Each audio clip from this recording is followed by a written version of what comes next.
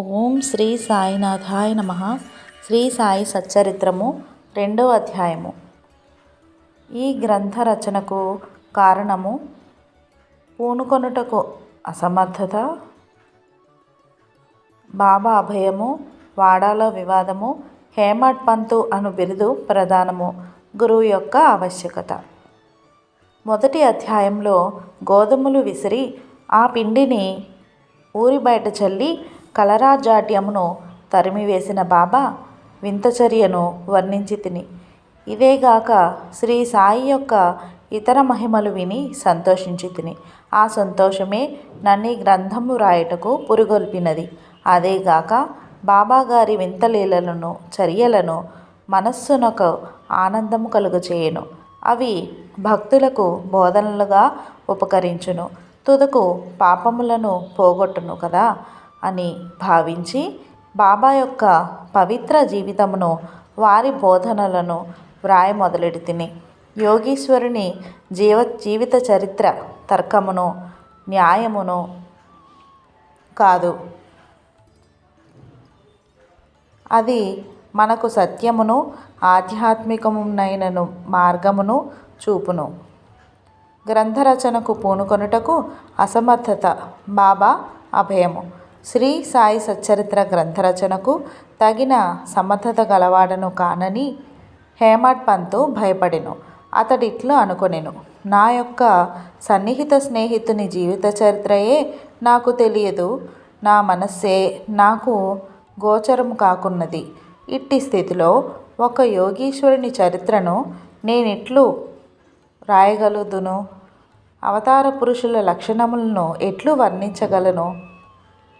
వేదములే వారిని పొగడలేకుండెను. తాను యోగి అయినా గాని యోగి యొక్క జీవితమును గ్రహింపజాలడు. అట్టిచో వారి మహిమలను నేనెట్లు కీర్తించగలను? సప్త సముద్రముల లోతును కొలవవచ్చును, ఆకాశమును గుడ్డలో వేసి మూయవచ్చును, కానీ యోగీశ్వరుని చరిత్ర వ్రాయుట బహు కష్టము. ఇది గొప్ప సాహస కృత్యమని కూడా నాకు తెలియను. అందువలన నలుగురిలో నవ్వుల పాలగుదునేమోనని భయపడి శ్రీ సాయేశ్వరుని అనుగ్రహం కొరకు ప్రార్థించెను. మహారాష్ట్ర దేశంలోని ప్రథమ కవియు యోగీశ్వరుడు అగు జ్ఞానేశ్వర మహారాజు యోగుల చరిత్ర వ్రాసిన వారిని భగవంతుడు ప్రేమించునని చెప్పియున్నారు. ఏ భక్తులు యోగుల చరిత్రలను వ్రాయ కుతూహలపడిదరో వారి కోరికలు నెరవేరునట్లు, వారి గ్రంథములు కొనసాగునట్లు చేయుటకు యోగులకు అనేక మార్గములను అవలంబించెదరు. యోగులే అట్టి పనికి ప్రేరేపింతురు. దానిని నెరవేర్చుటకు భక్తుని కారణమాత్రునిగా ఉంచి వారి వారి కార్యములను వారే కొనసాగించుకొనెదరు. 1700 శక సంవత్సరంలో మహీపతి పండితుడు యోగీశ్వరుల చరిత్రలను వ్రాయుటకు కాంక్షించెను. యోగులు అతన్ని ప్రోత్సహించి ఆ కార్యమును కొనసాగించితిరి.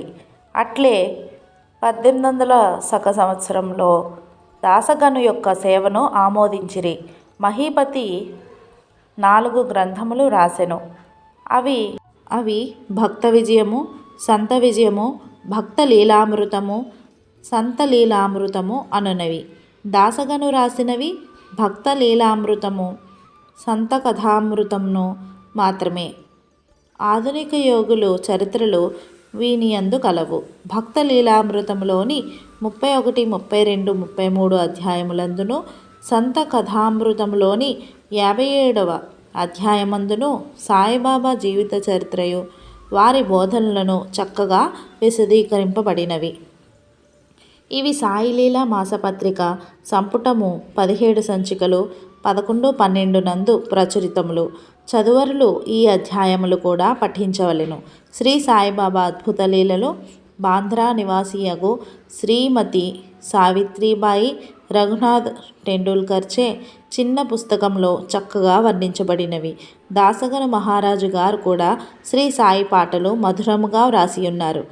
గుజరాతీ భాషలో అమిదాస్ భవానీ మెహతా అను భక్తుడు శ్రీ సాయి కథలను ముద్రించినారు. సాయినాథ ప్రభ అను మాసపత్రిక షిరిడీలోని దక్షిణ భిక్ష సంస్థ వారు ప్రచురించి ఉన్నారు. ఇన్ని గ్రంథములుండగా ప్రస్తుత సచ్చరిత్ర వ్రాయుటకు కారణమేమి, దాని అవసరమేమి అని ఎవరైనాను ప్రశ్నించవచ్చును. దీనికి జవాబు మిక్కిలి తేలిక. సాయిబాబా జీవిత చరిత్ర సముద్రము వలె విశాలమైనది, లోతైనది. అందరూ దీని యందు మునిగి భక్తి జ్ఞానములను మనులను వెలికితీసి కావలసిన వారికి పంచిపెట్టవచ్చును. శ్రీ సాయిబాబా నీతి బోధనకు మొదలగు కథలు, లీలలు మిక్కిలి ఆశ్చర్యమును కలుగచేయును. అవి మనోవికలత చెందిన వారికి, విచారగ్రస్తులకు శాంతి సమకూర్చి ఆనందమును కలుగజేయును. ఇహపరములకు కావలసిన జ్ఞానమును, బుద్ధిని ఇచ్చును. వేదముల వలె రంజకములను ఉపదేశకములు అగు బాబా ప్రబోధములు విని వానిని మననము చేసినచో భక్తులు వాంఛించునని అనగా బ్రహ్మైక్య యోగము, అష్టాంగ యోగ ప్రావీణ్యము, ధ్యానానందము పొందెదరు. అందుచే బాబా లీలను పుస్తక రూపమున వ్రాయ నిశ్చయించి తిని బాబాను సమాధికి ముందు చూడని భక్తులకు ఈ లీలలు మిగులు ఆనందము కలుగజేయును. అందుచేత బాబాగారి ఆత్మ సాక్షాత్కార ఫలితమగు పలుకులు, బోధలు సమకూర్చుటకు పూనుకొంటిని. సాయిబాబాయే ఈ కార్యమునకు నన్ను ప్రోత్సహించెను. నా అహంకారమును వారి పాదములపై నుంచి శరణంటిని. కావున నా మార్గము సవ్యమైనదనియు బాబా ఇహపర సౌఖ్యములు తప్పక దయచేయుననియు నమ్మియుంటిని. నా అంతటా నేను ఈ గ్రంథరచనకు బాబా యొక్క అనుమతిని పొందలేకుంటిని. మాధవరావు దేశపాండే ఉరఫ్ శ్యామ అను వారు బాబాకు ముఖ్య భక్తుడు. వారిని నా తరఫున బాబాను ప్రార్థించమంటిని. నా తరఫున వారు బాబాతో ఇట్లనిరి: ఈ అన్నాసాహెబు మీ జీవిత చరిత్రను రాయకాంక్షించుచున్నాడు. నేను భిక్షాటనము చే జీవించు ఫకీరును. నా జీవిత చరిత్ర వ్రాయనవసరం లేదని అనవద్దు. మీరు సమ్మతించి సహాయపడినచో వారు రాసెదరు, లేదా మీ కృపయే దానిని సిద్ధింపచేయును. మీ యొక్క అనుమతి, ఆశీర్వాదము లేనిదే ఏదియూ జయప్రదముగా చేయలేము. అది విన్నంతనే శ్రీ సాయిబాబా మనస్సు కరిగి నాకు ఊదీ ప్రసాదము పెట్టి ఆశీర్వదించెను. మరియు శ్యామతో ఇట్లు చెప్పదొడంగెను: కథలను, అనుభవములను ప్రోగు చేయమనుము. అక్కడక్కడ కొన్ని ముఖ్య విషయములను టూకీగా వ్రాయమను. నేను సహాయము చేసేదను. వాడు నిమిత్తమాత్రుడే. నా జీవిత చరిత్ర నేనే వ్రాసి నా భక్తుల కోరికలు నెరవేర్చవలెను. వాడు తన అహంకారమును విడువవలెను. దానిని నా పాదములపైన పెట్టవలెను. ఎవరైతే వారి జీవితంలో ఇట్లు చేసెదరో వారికి నేను మిక్కిలి సహాయపడెదను. నా జీవిత చర్యల కొరకే కాదు, సాధ్యమైనంత వరకు వారి గృహకృత్యములందునూ తోడ్పడెదను. వాని అహంకారము పూర్తిగా పడిపోయిన పిమ్మట, అది మచ్చునకు కూడా లేకుండానప్పుడు నేను వాని మనస్సులో ప్రవేశించి నా చరిత్రను నేనే రాసికొందును. నా కథలు, బోధలు విన్న భక్తులకు భక్తి విశ్వాసములు కుదురును. వారు ఆత్మసాక్షాత్కారమును, బ్రహ్మానందమును పొందెదరు. నీకు తోచిన దానినే నీవు నిర్ధారణ చేయుటకు ప్రయత్నించుకుము. ఇతరుల అభిప్రాయములను కొట్టివేయుటకు ప్రయత్నించకుము. ఏ విషయం పైనైనను కీడు మేలు ఎంచు వివాదము కూడదు. వివాదము అనగానే నన్ను హేమాడ్ పంతు అని పిలుచుటకు కారణమేమో మీకు చెప్పెదను. వాగ్దానము జ్ఞప్తికి వచ్చినది. ఇప్పుడు దానినే మీకు చెప్పబోచున్నాను. కాకాసాహెబు, దీక్షిత్ నానాసాహెబు చందోర్కర్లతో నేనెక్కువ స్నేహముతో ఉంటిని. వారు నన్ను షిరిడీ పోయి బాబా దర్శనము చేయమని బలవంతము చేసిరి. అట్లే చేసేదనని వారికి నేను వాగ్దానం చేసి తిని. ఈ మధ్యలోనేదో జరిగినది. అది నా షిరిడీ ప్రయాణమునకు అడ్డుపడినది. లోనావాలాలోనున్న నా స్నేహితుని కొడుకు జబ్బుపడెను. నా స్నేహితుడు మందులు, మంత్రములు అన్నీ ఉపయోగించెను, కానీ నిష్ఫలమయ్యెను. జబ్బు తగ్గలేదు. తుదకు వాని గురువును పిలిపించుకొని ప్రక్కన కూర్చుండబెట్టుకొనెను. కానీ ప్రయోజనము లేకుండెను. ఈ సంగతి విని నా స్నేహితుని కుమారుని రక్షించలేనట్టి గురువు యొక్క ప్రయోజనమేమి? గురువు మనకు ఏమీ సహాయము చేయలేనప్పుడు నేను షిరిడి ఎలా పోవలేను అని భావించి షిరిడి ప్రయాణమును మానుకొంటిని. కానీ కానున్నది కాకమానదు. అది ఈ క్రింది విధముగా జరిగెను. నానాసాహెబ్ చాందోర్కర్ ప్రాంతీయ రెవెన్యూ అధికారి. ఉద్యోగరీత్యా ఒకనాడు ఆయన వసయికి పర్యటనకై పోవుచుండెను. ఠాణా నుండి దాదర్కు వచ్చి అచ్చట వసయి పోవు బండి కొరకు కనిపెట్టుకొని ఉండెను. ఈలోగా బాంద్రా లోకల్ బండి వచ్చెను.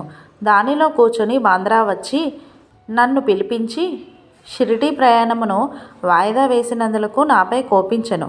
నానా సంతోషదాయకము అగును సమ్మతముగాని ఉండెను. అందుచే ఆ రాత్రియే షిరిడీకి పోన నిశ్చయించితిని. సామాన్లు కట్టుకొని షిరిడి బయలుదేరితిని. బాంద్రా నుండి దాదరు వెళ్ళి అచ్చట మన్మాడ్ వెళ్ళు రైలు ఎక్కవలెనని అనుకొంటిని. అటులనే దాదరుకు టికెట్ కొని రైలు రాగానే ఎక్కి కూర్చుంటిని. బండి ఇక బయలుదేరుననగా మహమ్మదీయుడొకడు నేను కూర్చొనిన పెట్టెలోనికి హడావుడిగా వచ్చి నా సరంజామనంతయు కూడా చూచి ఎక్కడకు పోవుచుంటివని నన్ను ప్రశ్నించెను. నా ఆలోచన వారికి చెప్పితిని. వెంటనే అతడు దాదరు స్టేషన్లో దిగవద్దని, ఎందుకనగా మన్మాడ్ మెయిలు దాదర్లోని ఆగదని, అదే రైలులో ఇంకనూ ముందుకు పోయి బోరీబందరు స్టేషన్లో దిగమని నాకు సలహా చెప్పెను. ఈ చిన్న లీలయే జరగకుండినచో నేను అనుకొనిన ప్రకారము ఆ మరుసటి ఉదయము షిరిడి చేరలేకపోయేవాడిని. అనేక సందేహములు కూడా కలిగి ఉండేవాడిని. కానీ నా అదృష్టవశాత్తు అది అట్లు జరగలేదు. మరుసటి దినము సుమారు 9 నుండి 10 గంటల్లోగా నేను షిరిడి చేరితిని. షిరిడీలో నా కొరకు కాకాసాహెబ్ దీక్షిత్ కనిపెట్టుకొని ఉండెను. ఇది 1910 ప్రాంతంలో జరిగినది. అప్పటికి సాఠేవాడ యొక్కటియే షిరిడి వచ్చు భక్తుల కొరకు నిర్మించబడి ఉండెను. టాంగా దిగిన వెంటనే బాబాను దర్శించవలెనని నాకు ఆత్రము కలిగెను. అంతలో అప్పుడే మసీదు నుండి వచ్చుచున్న తాత్యాసాహెబు నూల్కరు బాబా వాడా చివరన ఉన్నారనియు మొట్టమొదట ధూళి దర్శనం చేసుకునమని నాకు సలహా ఇచ్చెను. స్నానానంతరము ఓపికగా మరలా చూడవచ్చును అనెను. ఇది వినిన తోడనే నేను పోయి బాబా పాదములకు సాష్టాంగ నమస్కారం చేసితిని. నాలో ఆనందము పొంగిపొర్లినది. నానాసాహెబ్ చాందోర్కర్ చెప్పిన దాని కన్నను ఎన్నో రెట్లు అనుభవమైనది. నా సర్వేంద్రియములు తృప్తి చెంది ఆకలి దప్పికలు మరచితిని. మనస్సుకు సంతుష్టి కలిగెను. బాబా పాదములు పట్టిన వెంటనే నా జీవితంలో గొప్ప మార్పు కలిగెను. నాకు షిరిడి పోవలసినదని ప్రోత్సహించిన వారందరికీ నేనెంతో రుణపడినట్లుగా భావించితిని. వారిని నా నిజమైన స్నేహితులుగా భావించితిని. వారి రుణమును నేను తీర్చుకొనలేను. వారిని జ్ఞప్తికి తెచ్చుకొని వారికి నా మనసులో సాష్టాంగ ప్రణామము చేసితిని. నాకు తెలిసినంతవరకు సాయిబాబా దర్శనం వల్ల కలుగు చిత్రమేమనగా మనలోనున్న ఆలోచనలు మారిపోవును. వెనుకటి కర్మల బలము తగ్గును. క్రమముగా ప్రపంచమందు విరక్తి కలుగును. నా పూర్వజన్మ సుకృతముచే నాకీ దర్శనము లభించినదనుకొంటిని. సాయిబాబాను చూచినంత మాత్రముననే నీ ప్రపంచమంతయు సాయిబాబా రూపము వహించెను. నేను షిరిడి చేరిన మొదటి దినముననే నాకును బాలాసాహెబు భాటేకును గురువు యొక్క ఆవశ్యకతను గూర్చి గొప్ప వాదము జరిగినది. మన స్వేచ్ఛను విడిచి ఇంకొకరికి ఎందుకు లొంగి ఉండవలెనని నేను వాదించితిని. మన కర్మలను మనమే చేయుటకు గురువు యొక్క ఆవశ్యకత ఏమి? తనంతట తానే కృషి చేసి మిక్కిలి యత్నముతో ఈ జన్మ దుఃఖము నుండి తప్పించుకొనవలెను. ఏమీయూ చేయక సోమరిగా కూర్చొని వారికి గురువేమి చేయగలడు అని నేను స్వేచ్ఛాపక్షమును ఆశ్రయించితిని. భాటే ఇంకొక వాదమును పట్టుకొని ప్రారబ్ధము తరపున వాదించుచు కానున్నది కాకమానదు, మహనీయులు కూడా నీ విషయంలో ఓడిపోయిరి. మనుజుడొకటి తలంచిన భగవంతుడు వేరొకటి తలంచును. నీ తెలివితేటలను అటుండనిమ్ము. గర్వము కానీ అహంకారము కానీ నీ తోడ్పడవు అని అనెను. ఈ వాదన యొక్క గంట వరకు జరిగెను. కానీ ఇదమిత్తమని ఏమీయూ తేలలేదు. అలసిపోవుటచే ఘర్షణ మానుకొంటిమి.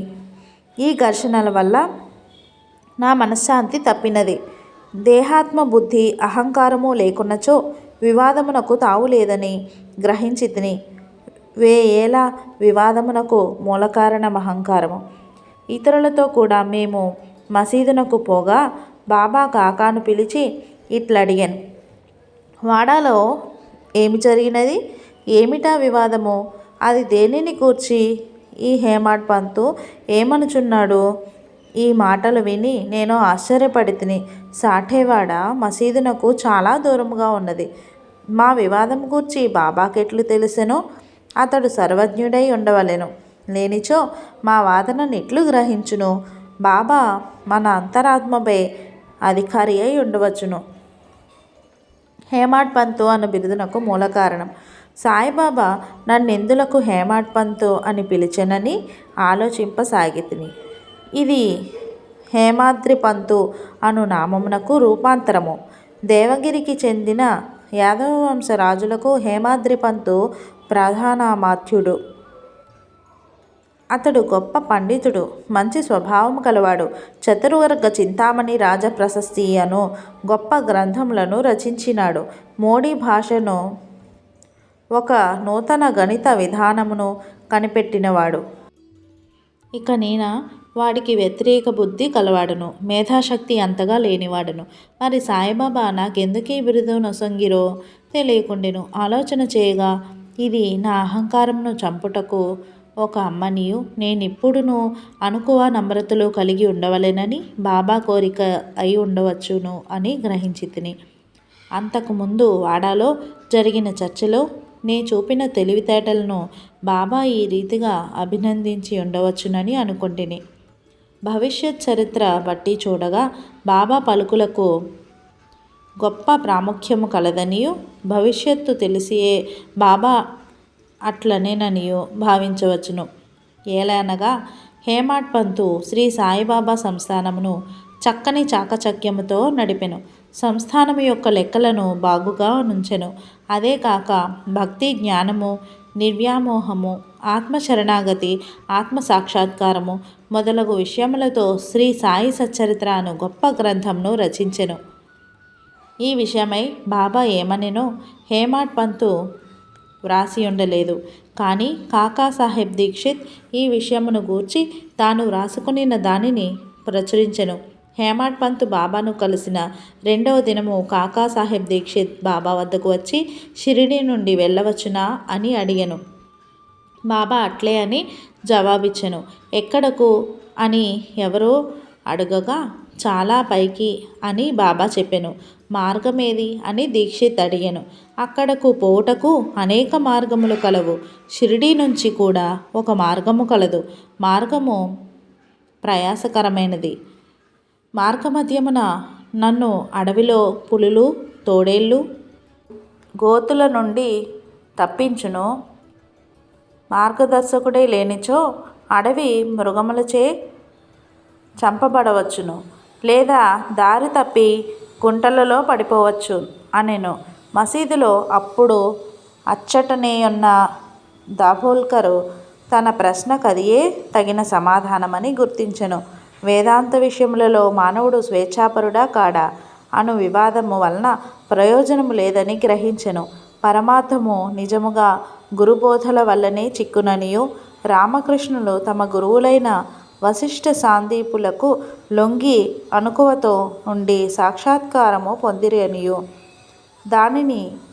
దానికి దృఢమైన నమ్మకము, నిష్ఠ, ఓపిక, సబూరి అను 2 గుణములు ఆవశ్యకమనియు గ్రహించెను. 2వ అధ్యాయం సంపూర్ణం.